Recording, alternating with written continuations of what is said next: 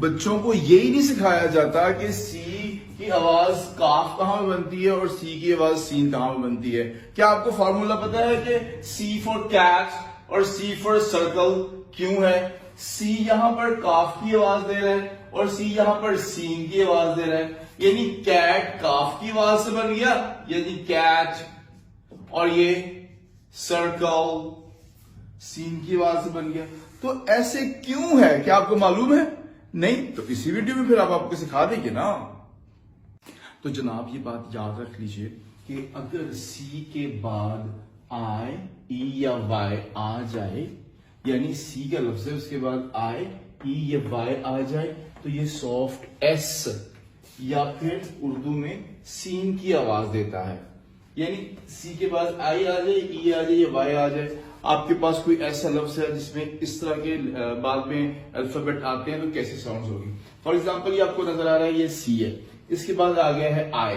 अब सी के बाद आई आ गया है, तो ये काई नेमा नहीं बनेगा, बनेगा सिनेमा, CINEMA, सिनेमा। ये है साइक्लोन। सी के बाद वाई है तो ये एस बन गया है। ये काई क्लोन नहीं बना, काफ की आवाज नहीं आई बल्कि सीन की आवाज आई है, तो ये है साइक्लोन। सर्कल, सी के बाद आई है, क्योंकि आपको याद हो गया फार्मूला कि सी के बाद आई आ गया तो ये सीन बन जाएगा, सर्कल।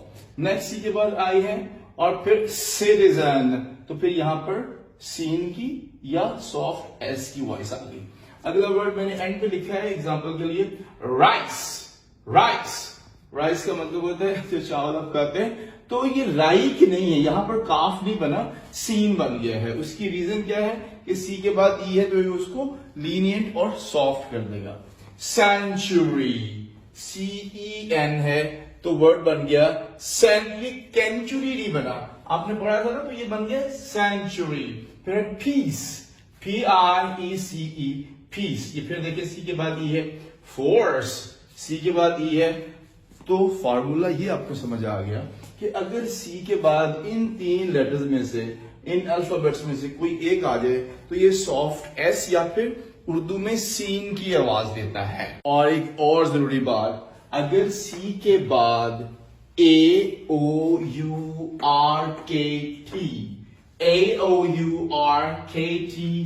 हो तो ये के या काफ की आवाज देता है। याद रख लीजिएगा, आप रीडिंग में आपके लिए अहम है, खासतौर पर PTE के जो स्टूडेंट्स हैं, जब वो रीड आउट करते हैं तो उन्हें एक्सेंट की प्रॉब्लम आती है, तो ये फॉर्मूला उनके लिए है।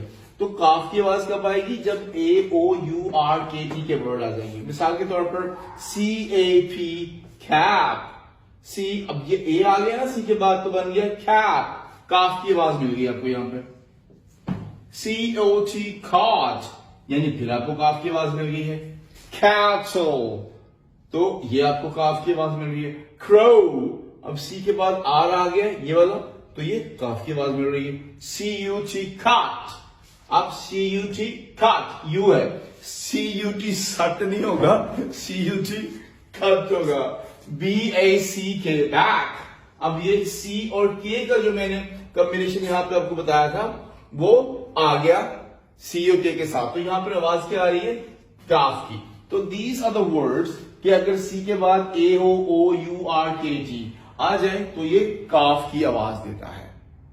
और एक और खूबसूरत बात, अगर सी के बाद IA, ये देख लें, या EA आ जाए, सी का वर्ड लेटर है, मतलब सी का अल्फाबेट है, उसके बाद दो वर्ड का कॉम्बिनेशन आ गया, IA का कॉम्बिनेशन या EA का इकट्ठा कॉम्बिनेशन आ जाए, तो ये फिर शीन की आवाज देता है। अब देखिए OCEA, अब ये तीनों इकट्ठे आ गए तो ये शीन बन गया, ओशन। अब SO, अब O, ये C, I और A, ये देखिए I और A आ गया, तो सोशल, यहां पर भी शीन बन गया है, तो यहां पर भी आपको नजर आ गया कि शीन बन गया।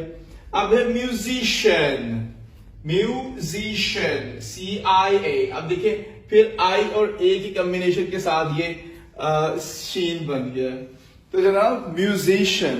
अगर आपने इन तमाम चीजों को ध्यान से गौर से समझ लिया और रीडिंग के दौरान, पीटीई की रीडिंग के दौरान, किसी और रीडिंग के दौरान आपने इसका ध्यान रखा, तो यकीन मानिए आपकी रीडिंग बहुत अच्छी हो जाएगी। आपको कम से कम अब रीजन तो पता चली है ना कि ये क्यों है। आप अपने जो छोटे बच्चे हैं, बहन भाई हैं घर में, उन सबको ये रीजन बता सकते हैं। याद रखिएगा, हमारे चैनल को सब्सक्राइब कीजिएगा, टी बेल का बटन जरूर दबाइएगा और आपसे फिर मिलते हैं अगली वीडियो में। अस्सलाम वालेकुम।